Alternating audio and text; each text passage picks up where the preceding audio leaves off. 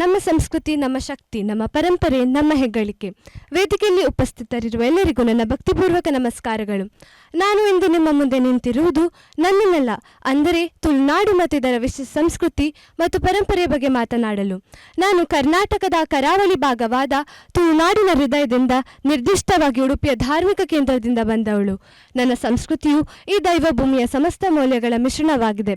ತುಳುನಾಡು ಎಂದರೆ ಭೌಗೋಳಿಕ ಪ್ರದೇಶವಲ್ಲ, ಅದೊಂದು ಅನನ್ಯ ಅಸ್ತಿತ್ವ. ಮಂಗಳೂರು, ಉಡುಪಿ, ಕಾರ್ಕಳ, ಪುತ್ತೂರು, ಕಾಸರಗೋಡಿನ ಕೆಲವು ಭಾಗಗಳನ್ನು ಒಳಗೊಂಡಿರುವ ಈ ನಾಡು ನನ್ನ ಬೇರು. ಸಂಸ್ಕೃತಿ ಎಂದರೆ ಜೀವನ ಹಾದಿ.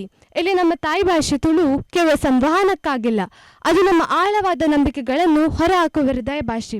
ತುಳುನಾಡಿನ ಜನರ ಸೌಂದರ್ಯ, ಆತ್ಮೀಯತೆ ಮತ್ತು ಅತಿಥಿ ಸತ್ಕಾರಕ್ಕೆ ಈ ಭಾಷೆಯ ಮೂಲಾಧಾರ. ಧಾರ್ಮಿಕತೆ ಮತ್ತು ನ್ಯಾಯ ಪರಂಪರೆಗಳಿಗೆ ನಮ್ಮಲ್ಲಿದೆ ದೈವಾರಾಧನೆ. ಇಲ್ಲಿ ದೈವಾರಾಧನೆ ಅಥವಾ ಭೂತಕೋಳಗಳು ನಮ್ಮ ವಿಶಿಷ್ಟ ನಂಬಿಕೆಗಳಾಗಿದ್ದು, ದೈವವು ಕೋಲದ ಮೂಲಕ ನರ್ತಕನ ದೇಹವನ್ನು ಪ್ರವೇಶಿಸಿ ಜನರ ಸಮಸ್ಯೆಗಳನ್ನು ಆಲಿಸಿ ನ್ಯಾಯ ನೀಡುವ ಪದ್ಧತಿ ನಮ್ಮಲ್ಲಿದೆ. ಆಟದೊಂದು ದಿನ, ಆಷಾಢದೊಂದು ದಿನ. ಈ ದಿನವು ತುಳುನಾಡಿನಲ್ಲಿ ವಿಶೇಷ ಮಹತ್ವವನ್ನು ಪಡೆದಿದ್ದು, ಆಯುರ್ವೇದ ಮಹತ್ವವುಳ್ಳ ಹಾಳೆ ಮರದ ಕಷಾಯವನ್ನು ಸೇವಿಸಿ ಹಳೆಯ ಸಾಂಪ್ರದಾಯಿಕ ಖಾದ್ಯಗಳನ್ನು ತಯಾರಿಸಿ ಪ್ರಕೃತಿಯನ್ನು ಪೂಜಿಸುವ ಪದ್ಧತಿ ನಮ್ಮಲ್ಲಿದೆ. ಉಡುಪಿಯ ಹೃದಯದಲ್ಲಿ ನೆಲೆಸಿರುವ ದೇವಸ್ಥಾನವೆಂದರೆ ಶ್ರೀಕೃಷ್ಣ ಮಠ. ಶ್ರೀಕೃಷ್ಣ ಮಠವು ಭಕ್ತಿ, ಶ್ರದ್ಧೆ, ಸೇವೆ ಕೇಂದ್ರವಾಗಿದ್ದು, ಶ್ರೀ ಮಧ್ವಾಚಾರ್ಯರು ಸ್ಥಾಪಿಸಿದ ಅಷ್ಟಮಠಗಳ ವ್ಯವಸ್ಥೆ ಮತ್ತು ಪ್ರತಿ 2 ವರ್ಷಕ್ಕೊಮ್ಮೆ ನಡೆಯುವ ವಿಶ್ವಪ್ರಸಿದ್ಧ ಪರ್ಯಾಯೋತ್ಸವವು ನಮ್ಮ ಭಕ್ತಿಯ ಪರಂಪರೆಯನ್ನು ಎತ್ತಿ ತೋರಿಸುತ್ತದೆ. ಇನ್ನು ಕಲೆ ಮತ್ತು ಕ್ರೀಡೆಗೆ ಬಂದರೆ, ನಮ್ಮ ವಿಶ್ವಪ್ರಸಿದ್ಧ ಕಲೆ ಯಕ್ಷಗಾನ. ಇದು ಹಾಡು, ನೃತ್ಯ, ಸಂಭಾಷಣೆ ಮತ್ತು ವರ್ಣರಂಜಿತ ವೇಷಭೂಷಣಗಳನ್ನು ಒಳಗೊಂಡಿರುವ ಪೌರಾಣಿಕ ಕಥೆಗಳ ನಾಟಕ. ಕ್ರೀಡೆ ಕಂಬಳ. ಕೃಷಿ ಸಂಸ್ಕೃತಿಯನ್ನು ಬಿಂಬಿಸುವ ಕಂಬಳ ಕೋಣಗಳ ಓಟವು ಒಗ್ಗಟ್ಟು ಮತ್ತು ಗ್ರಾಮೀಣ ಬದುಕಿನ ಮಹತ್ವವನ್ನು ಸಾರುತ್ತದೆ. ಇದರ ಜೊತೆಗೆ ನಡೆಯುವ ಕೃಷ್ಣಾಷ್ಟಮಿಯ ವೇಳೆಗೆ ನಡೆಯುವ ಹುಲಿವೇಷದ ಗಮ್ಮತ್ತು ನಮ್ಮ ಮನೋರಂಜನೆಯನ್ನು ಇನ್ನಷ್ಟು ಹೆಚ್ಚಿಸುತ್ತದೆ. ಉಡುಪಿ ಕರಾವಳಿ ಮೀನುಗಾರರ ಬದುಕು ಸಮುದ್ರದಷ್ಟೇ ಸವಾಲುಗಳಿಂದ ಕೂಡಿದ್ದು, ಮಲ್ಪೆ ಬಂದರು ಈ ಸಮುದಾಯದ ಶ್ರಮ, ನಂಬಿಕೆ ಮತ್ತು ಕೈರಂಪಣಿಯಂತಹ ಮೀನುಗಾರಿಕಾ ಪದ್ಧತಿಗಳ ಕೇಂದ್ರವಾಗಿದೆ. ಇಲ್ಲಿನ ಆಹಾರ ಶೈಲಿಯಲ್ಲಿ ಮೀನುಗಾರರ ಪ್ರಭಾವವಿದೆ. ಉಡುಪಿಯ ಶುದ್ಧ ಸಾತ್ವಿಕ ಭೋಜನದ ಜೊತೆಗೆ ತೆಂಗಿನಕಾಯಿ ಪ್ರಧಾನವಾದ ಮೀನು ಸಾರು ಮತ್ತು ನೀರ್ದೋಸೆ ಇಲ್ಲಿನ ವಿಶಿಷ್ಟ ಖಾದ್ಯಗಳಾಗಿವೆ. ಕೊನೆಯದಾಗಿ, ಇಂತಹ ಶ್ರೀಮಂತ ನಾಡಿನಲ್ಲಿ ಹುಟ್ಟಿರುವುದು ನನ್ನ ಹೆಮ್ಮೆ. ಈ ಸಂಸ್ಕೃತಿ ನನಗೆ ಮೌಲ್ಯಬದ್ಧವಾದ ಬದುಕನ್ನು ಕಲಿಸಿಕೊಟ್ಟಿದೆ. ನಮ್ಮ ಹಿರಿಯರು ಉಳಿಸಿ ಬೆಳೆಸಿದ ಈ ಪರಂಪರೆಯನ್ನು ನಾವು ಹೆಮ್ಮೆಯಿಂದ ಕಾಯ್ದು ಮುಂದಿನ ಪೀಳಿಗೆಗೆ ನೀಡುವುದು ನಮ್ಮೆಲ್ಲರ ಕರ್ತವ್ಯ. ವಂದನೆಗಳು. ಹಿತಾ, ಹೇಗೆ ಅನಿಸಿತು ನಿಮಗೆ ನಿಮ್ಮ ಒಂದು ಪ್ರೆಸೆಂಟೇಷನ್? ಸ್ವಲ್ಪ ನರ್ವಸ್ ಆಯಿತು, ಆಮೇಲೆ ಸ್ವಲ್ಪ ಧೈರ್ಯ ಬಂತು ಮ್ಯಾಮ್. ಓಕೆ, ಸ್ಟಾರ್ಟಿಂಗ್ ಸ್ವಲ್ಪ ನರ್ವಸ್ ಆಯಿತು, ಮತ್ತೆ ನೀವು ಬ್ಯಾಲೆನ್ಸ್ ಮಾಡ್ಕೊಂಡ್ರಿ. ಓಕೆ, ನಿಮ್ಮ ಒಂದು ಪರ್ಫಾರ್ಮೆನ್ಸ್ ಹೇಗಿತ್ತು ಅಂತ ಹೇಳಿ ನಮ್ಮ ಜಡ್ಜಸನ್ನು ಕೇಳೋಣ. ಅಲ್ವಿಂದ್ ಅಂತಿ ಸರ್. ಹಿತಾ. Yes sir. ಸರ್ವೇ ಜನ ಸುಖಿನಾ ಭವಂತು ಅಲ್ವಾ? ಸೊ ಹೇಗಿದ್ದೀನಿ ನೀನು?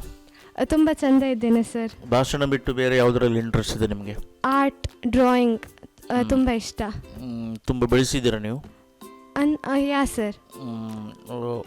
ಹೊರಗೆ ಎಕ್ಸಿಬಿಷನ್ಗೆಲ್ಲ ಹೋಗಿದ್ದೀರಾ?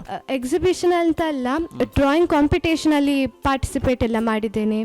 ಅಂದರೆ ಪಾಟ್ ಪೇಂಟಿಂಗ್, ಇನ್ನಷ್ಟು ಕಾಂಪಿಟೇಷನ್ ಎಲ್ಲ ಪಾರ್ಟಿಸಿಪೇಟ್ ಮಾಡಿದ್ದೀನಿ. ಪ್ರೈಸ್ ಸಹ ಬಂದಿದೆ. ಹೌದಾ? Congratulations. Thank you sir. Okay, as a artist ನಿಮಗೆ ಭಾಷಣ ಹೇಗೆ ಉಪಯೋಗ ಆಗುತ್ತೆ? ಅಂದರೆ ನನಗೆ ಮೈಕ್ ಮುಂದೆ ನಿಂತ್ಕೊಳ್ಳಿಕ್ಕೆ ಫಸ್ಟ್ ತುಂಬ ನರ್ವಸ್ನೆಸ್ ಇತ್ತು. ಈಗ ಅದು ನಮ್ಮ ಟೀಚರ್ಸ್ ಎಲ್ಲ ನನಗೆ ತುಂಬ ಸಪೋರ್ಟ್ ಮಾಡಿದ್ದಾರೆ.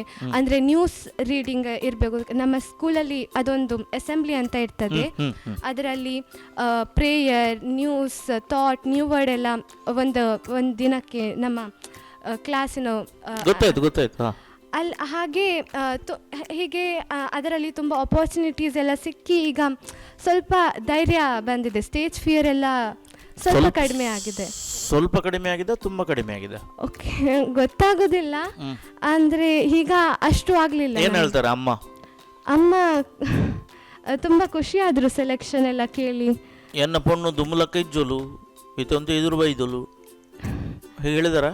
ಹಾಂ, ಹೇಳಿಲ್ಲ. ಹೀಗೆ ಹೇಳಿಲ್ವಾ? ಅಂದರೆ ಲಾಸ್ಟ್ ನರ್ವಸ್ನೆಸ್ಸಿಂದ ಸ್ವಲ್ಪ ಮಿಸ್ ಆಯಿತು.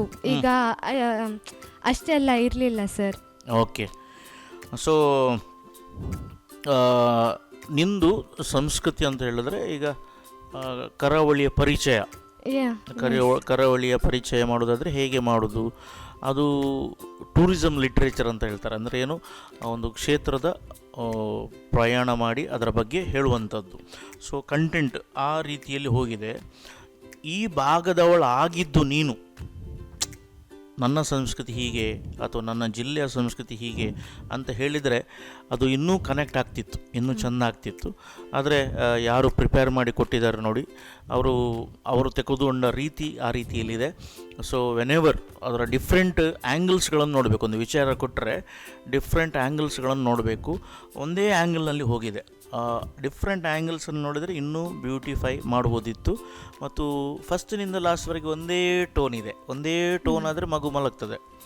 ಅದಕ್ಕೋಸ್ಕರ ಮಕ್ಕಳ ಜೋಗುಳ ಹಾಡುಗಳಂತ ಉಂಟಲ್ಲ, ತೊಟ್ಟಿಲಲ್ಲಿ ಹಾಕಿ ಬಾಯಿಗೆ ಬಂದದ್ದು ಹಾಡೋದದು. ಹಿಂದೆ ಅದಕ್ಕೆ ಜೋಗುಳ ಹಾಡುಗಳು, ಲಾಲಿಪದ ಅಂತ ಹೇಳ್ತಾರೆ. ಬಾಯಿಗೆ ಬಂದದ್ದು ಹಾಡುತ್ತಿರಲಿಲ್ಲ.